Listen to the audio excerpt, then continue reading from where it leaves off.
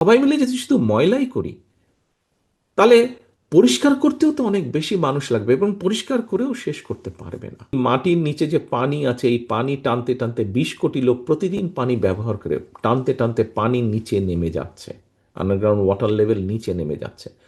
তার ফলে কিন্তু একটা ভয়াবহ পরিস্থিতির দিকে আমরা এগোচ্ছি। আমরা যদি সারফেস ওয়াটার বেশি করে জমা করতে না পারি, সারফেস ওয়াটার যত আমরা জমা করবো, এটি আস্তে আস্তে চুয়ে চুয়ে তো নিচে যাবে। তখন নিচের ওয়াটারটা আবার রিচার্জ হবে, তখন জিনিসটা আস্তে আস্তে আস্তে আস্তে সময় লাগবে, অনেক ধীরে ধীরে জিনিসটা আবার আগের জায়গায় ফিরে আসবে। তো আমরা এইরকম পরিবেশের আরও কতগুলো কাজ করতে চাইছি। আমরা দেখেছি ঢাকা শহর পৃথিবীতে এই পরিবেশের ক্ষেত্রে, বায়ু দূষণের ক্ষেত্রে পরপর কয়েক বছর ধরে ফার্স্ট হচ্ছে। যেই শ্বাস প্রশ্বাস গ্রহণ করলে মানুষের বিভিন্ন রকম অসুখ বিসুখ হয়, তার প্রত্যেকটা ইনগ্রেডিয়েন্টস ঢাকা শহরের বাতাসের মধ্যে আছে, বাংলাদেশের অনেক জায়গায় আছে। এটি তো অবস্থার পরিবর্তন করতে হবে, জাতিকে তো সুস্থ জাতি হিসাবে গড়ে তুলতে হবে।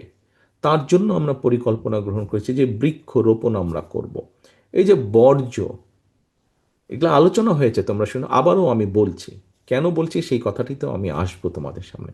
বর্জ্য, ঢাকা শহর দিয়ে হাঁটো, যে কোনো শহর দিয়ে হাঁটো, যেখানে যে চারিদিকে ময়লা পড়ে থাকে, হ্যাঁ, সরকার অবশ্যই এই ময়লা পরিষ্কার করবে, কিন্তু একটা জিনিস, খুব ছোট্ট একটা উদাহরণ দিই, দেখো, তোমার ঘর বা তোমার বাসা, তুমি যত বেশি ময়লা করবে বা তোমার পরিবারের সদস্যরা যত বেশি ময়লা করবে, তত কিন্তু পরিষ্কার করারও বিষয়টি থাকবে।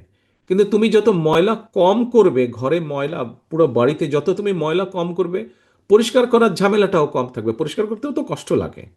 সবাই মিলে যদি আমরা ময়লাই কম করি, তাহলে অল্প কয়েকজন লোক মিলে কিন্তু সেটাকে পরিষ্কার রাখতে সক্ষম হবে। কিন্তু সবাই মিলে যদি শুধু ময়লাই করি, তাহলে পরিষ্কার করতেও তো অনেক বেশি মানুষ লাগবে এবং পরিষ্কার করেও শেষ করতে পারবে না।